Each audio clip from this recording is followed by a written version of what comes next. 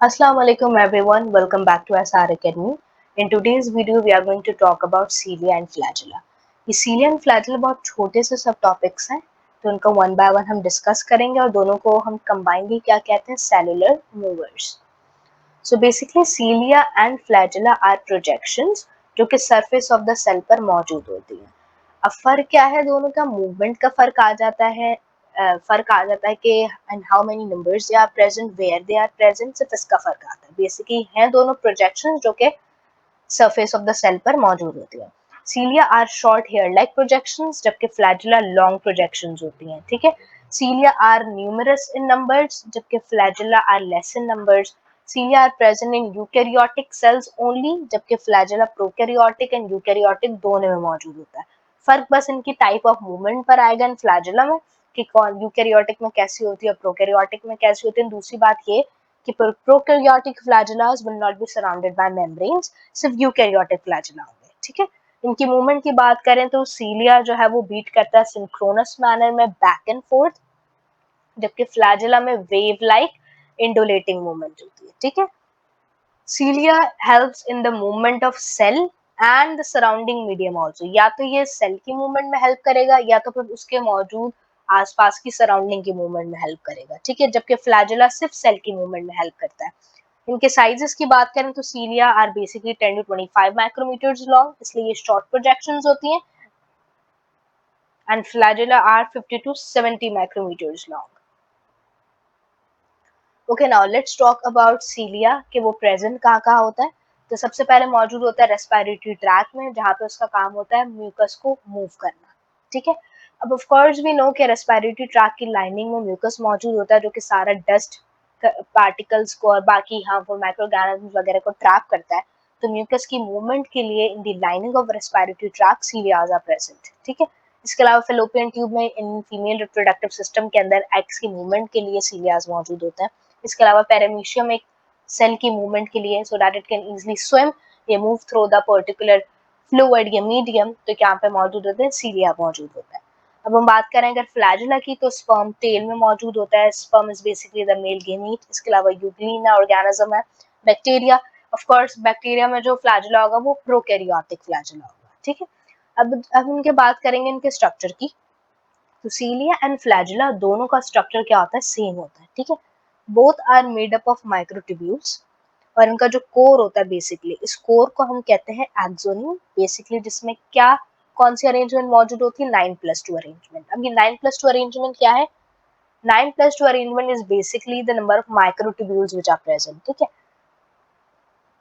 जो outer microtubule doublet होता है वो पेयर की फॉर्म में ऑफ कोर्स मौजूद होता है. तो एजेस पर 9 होते हैं और सेंट्रली दो माइक्रोट्यूब्यूल्स प्लेस्ड होते हैं जो कि फ्यूज्ड नहीं होते आपस में, दीज आर नॉट पेयर्ड, जबकि जो एजेस पर मौजूद होते हैं वो पेयर्ड होते हैं. जो सेंटर वाले दो हैं microtubules, they are surrounded by a central sheet, ये जो ब्लू सा स्ट्रक्चर है. इसके अलावा रेडियल स्पोक आर प्रेजेंट जो कि इन फ्यूज्ड माइक्रोट्यूब्यूल्स को जोड़ते हैं इस सेंट्रल शीट के साथ.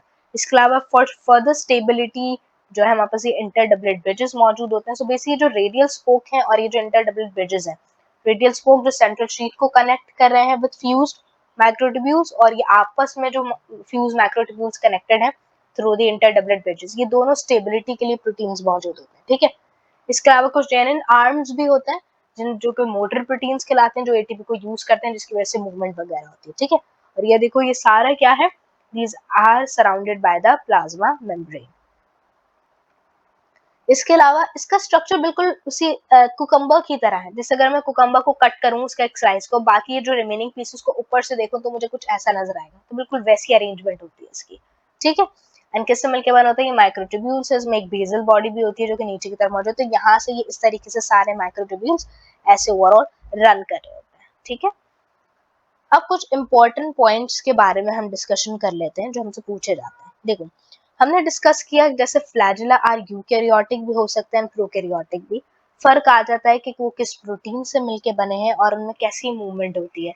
इसी तरीके से सीलिया की जब हम बात करते हैं तो उसमें भी आता है हमारे पास मोटाइल एंड इमोटाइल सीलिया. मोटाइल सीलिया जो कि मूवमेंट में हेल्प करते सेल की या तो सराउंडिंग मूवमेंट सराउंडिंग्स मीडियम में, तो उसमें किस टाइप ऑफ अरेंजमेंट मौजूद होती है, 9+2 की अरेंजमेंट. जबकि कुछ इमोटाइल सीलियाज भी होते हैं जिनका काम मूवमेंट ऑफ सेल या सराउंडिंग मीडियम में होता है, बल्कि वो हेल्प करते हैं इन सेंसेशन, सेंस करने में हेल्प करते हैं, एंटीना की तरह काम करते हैं। And they are present in different organ, जैसे कि किडनी के ट्यूब्यूल सेल्स में मौजूद होते हैं, जो कि किस में हेल्प करते हैं, यूरिन के डिटेक्शन करने में, उसको सेंस करने में हेल्प करते हैं। सो बेसिकली फॉर सेंसेशंस हमारे पास इमोटाइल सीलिया मौजूद होते हैं। फर्क दोनों में क्या होगा अरेंजमेंट में, कि मोटाइल सीलिया में 9+2 की अरेंजमेंट होती है, जबकि इमोटाइल सीलिया में 9+0 की अरेंजमेंट होती है। वो इसलिए क्योंकि इसमें जो सेंट्रली प्लेस्ड जो माइक्रोट्यूब्यूल होता है वो प्रेजेंट नहीं होता है। ठीक है, इसके अलावा sperm tail is an example of what, of course flagella, अभी हमने डिस्कस किया। इसके अलावा प्राइमरी सीलिया, अभी जो मैंने बताया जो इमोटाइल सीलिया होते हैं उनको हम प्राइमरी सीलिया भी कहते हैं। उनको प्राइमरी सीलिया इसलिए कहते हैं क्योंकि the cilia are one in each cell, हर सेल के अंदर एक मौजूद होता है, इसलिए हम इसको प्राइमरी सीलिया कहते हैं। These are basically for what, for sensations, जैसे मैंने अभी डिस्कस किया। ठीक है, इसके अलावा prokaryotic flagellas are made up of which proteins, जो जो प्रोकैरियोटिक फ्लैजेलास हैं which are not enclosed in a membrane, जो मेम्ब्रेन से सराउंडेड नहीं होते, जिनकी मूवमेंट में भी क्या फर्क आ जाता है कि ये प्रोपेलर की तरह काम करते हैं, मतलब ये रोटेटरी या स्पिनिंग मूवमेंट करते हैं। तो ये किस प्रोटीन से मिलकर बने होते हैं, these are made up of flagellin proteins. जबकि यूकैरियोटिक फ्लैजेलास किससे मिलकर बने होते हैं, ट्यूबुलिन प्रोटीन्स। ये बेसिकली ट्यूबुलिन प्रोटीन्स ही हैं जो मिलकर माइक्रोट्यूब्यूल्स बनाते हैं, फिर उसी माइक्रोट्यूब्यूल से पूरा वो 9+2 की कोर की अरेंजमेंट बनती है, फिर पूरा वो सीलिया एंड फ्लैजेला बनता है। सो कंफ्यूज मत होना कि पीछे हमने पढ़ा कि वो माइक्रोट्यूब्यूल्स हैं, यहाँ पे ट्यूबुलिन है। So basically alpha beta tubulin proteins ही हैं जो मिलकर माइक्रोट्यूब्यूल्स की फॉर्मेशन कर रहे होते हैं, एंड देन इवेंचुअली वही माइक्रोट्यूब्यूल ओवरऑल फ्लैजेला का स्ट्रक्चर बनाता है। So this was all about cilia and flagella. I hope each and everything is clear. So please do like, share and subscribe to my YouTube channel. Till then, take care. Allah Hafiz.